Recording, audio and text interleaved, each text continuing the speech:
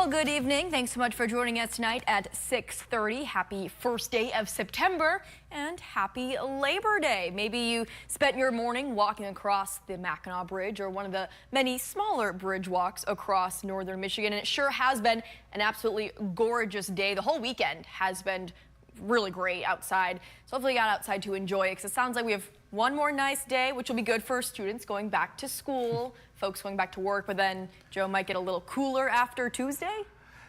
Talking to my kids, it doesn't matter if it's raining or sunny. They don't want to go back. It's a dark day. It's a dark day no matter what. I think a few teachers maybe feel that way too. But yeah, start of school, and it does look nice, but you're right, Maya. Down the road, we are going to cool down quite a bit, in fact, for several days coming up. But let's go to the Mackinac Bridge, a live look there, where again, earlier we had the bridge walk. Lots of traffic. You can definitely tell. I see this bridge every day. Or this camera. I think 10 years we've had this camera, and you can tell the days where there's more traffic. A lot of southbound traffic this afternoon and this evening. Temperatures, what a gorgeous day. Even right now, we're closing in on 6:30. Look at the 70s out there. Alpena, nice afternoon, 71. Mackinac Island, right at 70. Cadillac, 77. And we'll be in store for a nice one tonight. It's also dry. We haven't had any rain, really not even much in the way of any cloud cover. You have to jump up into the western UP up there to see a little bit of rain that has bubbled up there around Marquette, west of Marquette, toward the Pictured Rocks area. Our next chance for rain here in our viewing area, not tomorrow, but Wednesday, as a cold front arrives. So you can see, and not just Wednesday, but even beyond that, rain and definitely some cooler weather set to arrive. So we're going to talk more about that and I'll look at when those temperatures really start to drop off. More on that in a couple minutes. All right. Thank you so much, Joe. And I know people are very grateful that there was no rain today, and again, some nice temperatures, because tens of thousands of people gathered at the Mackinac Bridge for the annual bridge walk. While the roads have opened back up, we just showed you traffic moving along nice tonight. The memories and the tradition live on. Up North Live's Mary Jane Glenn takes us to the mighty Mac for a morning that has become a tradition for so many. There's nothing more pure Michigan than this walk across the bridge every Labor Day. Thousands of people gathered on both sides of the Mackinac Bridge this year. The energy was high, and the view was one to remember. When they think Michigan, they know of the lower and upper peninsulas, and so it's fun to be able to talk about how the bridge connects the two and tell them that we've been on the bridge. For many, this 5-mile trek becomes quite the tradition. 6 years ago when I walked it, I'm coming back and I'm standing underneath the pillar, and I look up above me. 50 feet above me, there's a monarch butterfly coming across. That's 3 miles it had flown already, and there's another 2 miles to get across. And I might be tired, but I think of this little butterfly flapping its wings, and there were 10-mile-an-hour winds. I mean, I was stunned by that. I love seeing the police on the horses, and then looking down and filming barges and stuff going underneath the bridge. That was just fun for me. Each walker has their own reasoning behind why they participate and who they walk with. Our girls just think it's really cool to be up so high and above the water, and they like to look at the structure of the bridge. My husband is an engineer, so we talk about how the bridge was made. For some, it's really just about remembering unity and what Labor Day is about. I think there's a feeling of solidarity to be walking it with thousands of other people. It is on a day when we celebrate working people. We're celebrating labor. We're celebrating unions and how unions transformed America and transformed Michigan. So we're celebrating the men and women who built this bridge with their blood, sweat, and tears. Above the Straits of Mackinac, Mary Jane Glenn, UpNorthLive News. It's a pretty good cartwheel there, and it's cool to say that you did a cartwheel over the Mackinac Bridge. Not everyone can do that. Well, with an estimated 33,000 walkers taking part this morning, it takes months of planning and preparing to ensure that everything goes off without a hitch and everyone gets across the bridge safely. And with crowds that large, the Bridge Authority, MDOT, state police, and local first responders coordinate long before the walk to handle just about any potential situation that could arise. On the day of the actual walk, they are all in their places along the route. It is a lot of work for one day, but the effort actually stretches over months. So the Michigan State Police coordinates and collaborates with the Mackinac Bridge Authority, and we, work all year to make sure that, we are checking all of our boxes and working with the Road Commission and MDOT to make sure that we're trying to keep everyone safe this year. And the annual Bridge Walk has been held every year since 1958, with the exception of 2020 when the event was canceled on account of the COVID-19 pandemic. All right, have you ever walked across the Mackinac Bridge on Labor Day? That is our question of the day. Check it out. Pull out your phone right now and scan the QR code to vote. We have 632 votes right now. It's pretty split.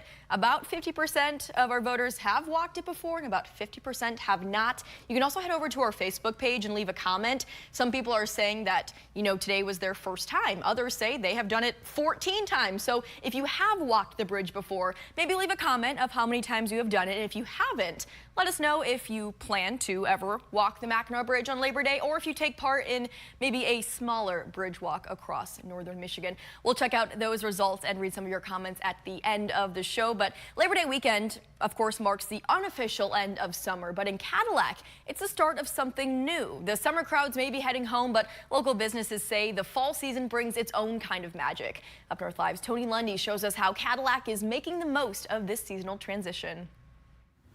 The beach days might be winding down, but in Cadillac, summer tourism is still leaving a warm glow behind. Downtown businesses are starting to notice the change. A little quieter, a little cooler, but still welcoming those last waves of summer visitors. We've actually had a wonderful summer, and we've had guests from all over the states, actually. We're still a bit of a hidden gem, so every season people are finding us. But yeah, every season we grow a little bit more. And while that pace slows down, tourism doesn't stop. More visitors are heading north for fall color tours, quiet weekends, and crisp air. Looking into fall, we have a lot of locals that come in as well, but the fall season we get all the people that are driving up north to see the colors, and a lot of people that are at their summer places and still enjoy them through the fall. From cabins in the woods to local shops downtown, this time of the year brings a slower, sweeter kind of tourism, one that feels just right. We have a lot of fun events in the fall, like a kickoff, a tailgate party when the local high school has their homecoming game. And there's a lot of extra things going on with that this year, with the 50th anniversary of KISS coming to town, which is very unique and very fun. So while summer may be on its way out, the visitors and the vibrancy are still sticking around. In Cadillac, Tony Lundy, Up North Live News. Well, many students will be heading back to school tomorrow. Some kids already started last week, and back to school season means fresh supplies, new schedules, and reimagined classrooms. At Suttons Bay Elementary Schools in Leelanau County, teachers are taking a creative approach to how they set up their learning spaces. Up North Live's Madison Stoddard shows us how classroom design is shaping student success. Every year, students open a door to a new learning adventure. Some teachers at Suttons Bay Elementary School create themes or color palettes that showcases their personality. So that they can see the side of me that's not just always a teacher, but I'm also fun, nerdy. Classroom layouts play a role into how students are able to learn and engage with one another. I definitely like using groups just so that the kids can work together on classroom assignments. I think it works better when they're able to feed off each other's ideas instead of trying to think individually. Teachers try to adapt to everyone's style of learning. Half of the room is devoted just for free choice activities, independent exploration, and then we have a large group area on the rug where we do like our phonics and all of our movements and songs. Even if students are having a rough day, some teachers provide a safe space for them to use. I have a safe space in the classroom, and children go there by choice. There's activities that they can do in the safe space to help regulate their bodies. For students new to the school environment, teachers provide elements to make them feel back at home. I have an iPad set up for them to take pictures with their family, and so that we can keep those posted throughout the year, so that kind of gives them a little bit of reassurance when they're feeling a little bit of anxiety. School leaders say these choices add up, creating classrooms that are not only more inviting, but more effective teaching them life skills. We set up all of our spaces in our classrooms to be really student-led and really students are able to access them independently. So they are able to go to their cubby and put their things away on their own. Their desk space is something that they manage, and we're really teaching those organizational skills and building up those learner skills for them to carry on with them past elementary and into the rest of their life, really. And while every classroom may look a little different, the goal is the same. Turning 4 walls into a place where students feel they belong. Reporting in Leelanau County, I'm Madison Stoddard, UpNorthLive News. And we all know Labor Day means the unofficial end to summer, but it also means it is the tail end of peach and apricot season in northern Michigan. Meteorologist Ethan Foreman visited a farm in Antrim County to see how the crop shaped up this year. This has been a fabulous year for peaches. In fact, all the late summer stone fruit has been really good. Apricots, peaches, nectarines, donut peaches. We had a fabulous crop, lots of fruit. Jack King, the Vice President of Crop Production at King Orchards in Antrim County, says with the hot summer weather followed by these cool and crisp nights to end August was key to a great crop. And these trees love it. You know, they've been soaking up the sunshine, getting all that sun's energy, and really generating the flavor, getting the sugar moving in these peaches. And it's turned out to be a really good season. King stated that this was a big surprise considering the spring frost and early spring ice storm earlier this year. On the negative side, we had some hail damage. You know, we had some early spring hail and some early summer hail as well. And when you're growing soft fruits, hail can be disastrous. But despite the spring weather concerns, the peaches and apricots were able to be picked right on time. It tends to be a really small window. We're usually looking at mid to late summer. Apricots will start as early as the beginning of August, and we'll usually see peaches and nectarines right in that mid-August, end of August timeline. And generally, we only get about a 2-week season. And northern Michigan is the perfect spot for these crops. Michigan has this fabulous growing climate. The combination of the big lake, a predominant southwest wind, and the nice steep hills that we grow on just makes a fabulous microclimate for growing fruit. King says if you picked up some fruit during the harvest season, don't wait to enjoy it. They last. You have a short shelf life, but it's not like an apple that you can put in the fridge for 6 months. Ethan Foreman, UpNorthLive News.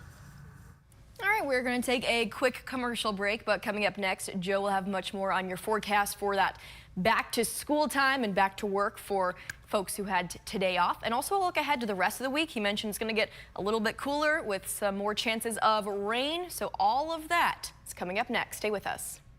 I'm Jada Johnson from Big Boys TV, and the Fish and Game Report is sponsored by Johnson's Propane.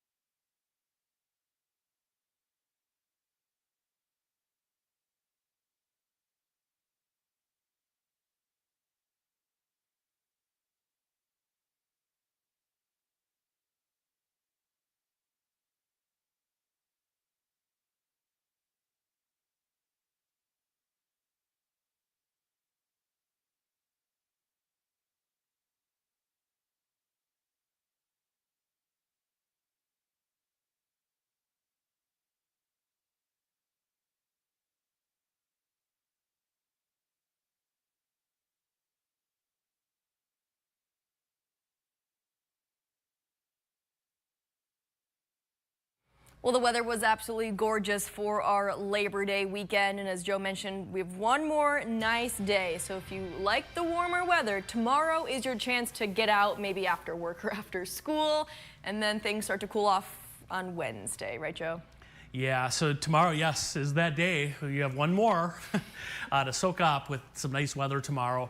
And you're right, Maya, then it does start to cool off later in the week. I mean, and not just for a day or two, for several days, a little fall-like weather.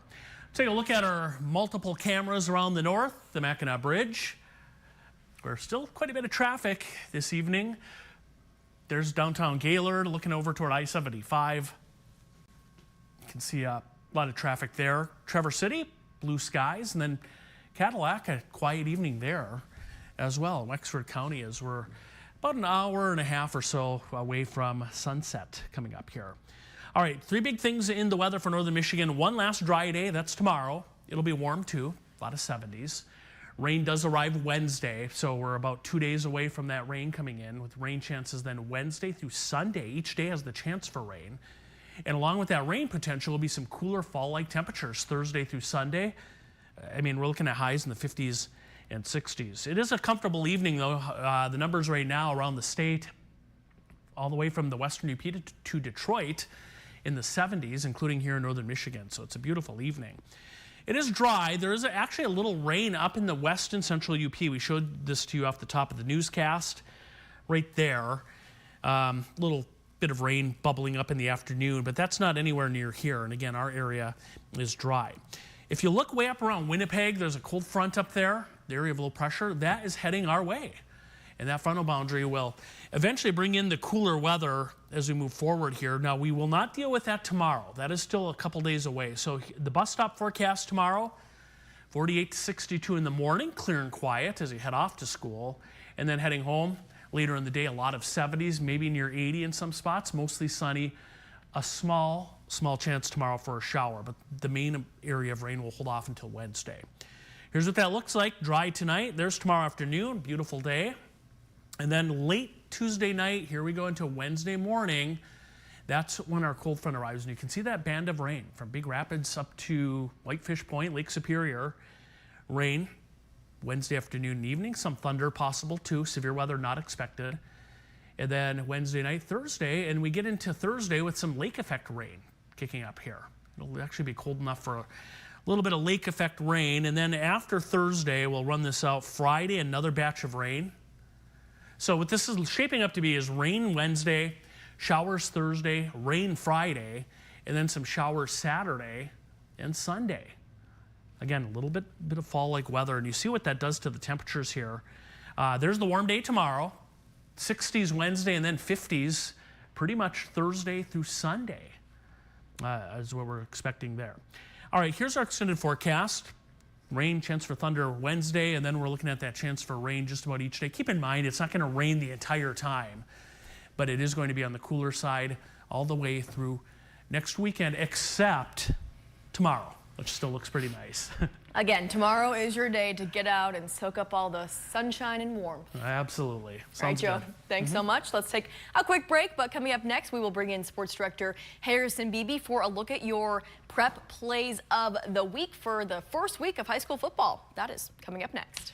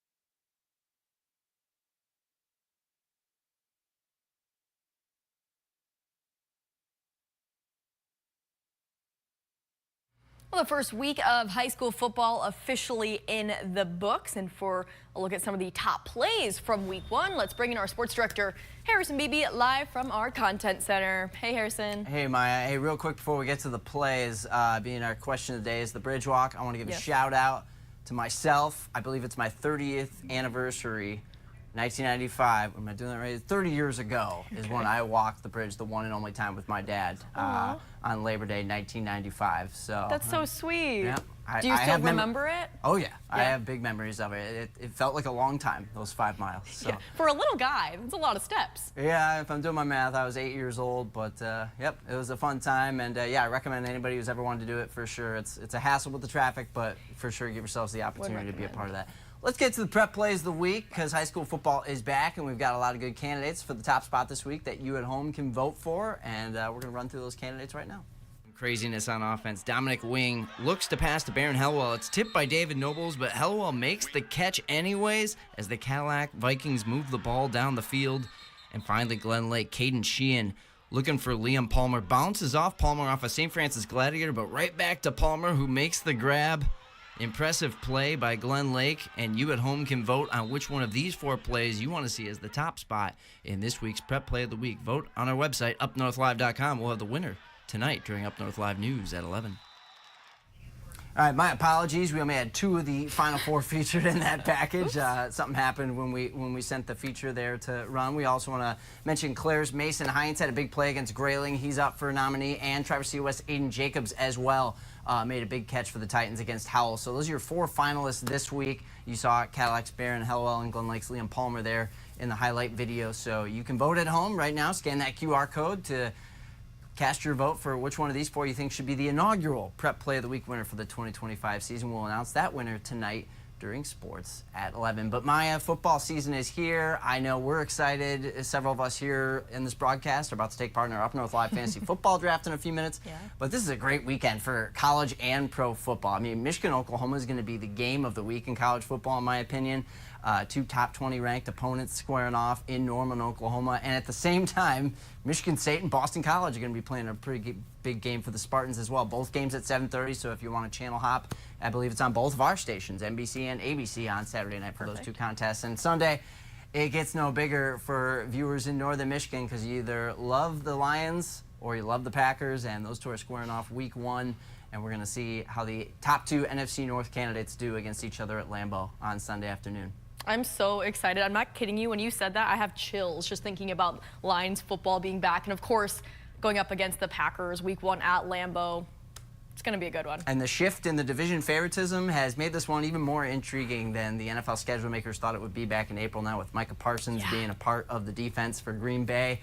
They are now the betting favorite for the NFC North after the Lions were the whole offseason. So definitely a lot of storylines to go into. A long season, but week 1 of an exciting long season. I cannot wait. All right, Harrison, thank you so much for that. We're going to take another quick break, but coming up in just a couple of minutes, we're going to check out our live results for our question on the day. If you have ever walked across the Mackinac Bridge on Labor Day, and we'll read some of your comments. So stay with us.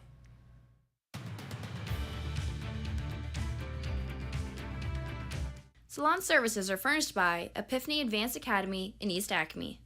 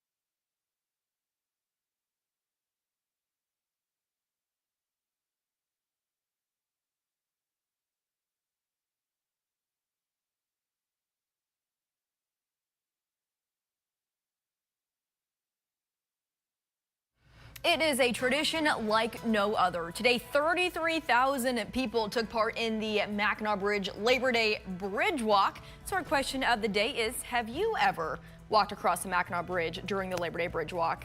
Looks like 48% of voters are saying yes, 52 no. We have 641 votes. Over on Facebook, Martha says yes at least 3 times, not this year though. William says today was their first time, and Jaron said he's walked it almost every year until some changes were made. So lots of fun there, lots of great memories happening on the Mackinac Bridge during the Labor Day Bridge Walk. That'll do it for Up North Live Unscripted tonight. Thanks so much for joining us. We'll see you back here at 11 o'clock.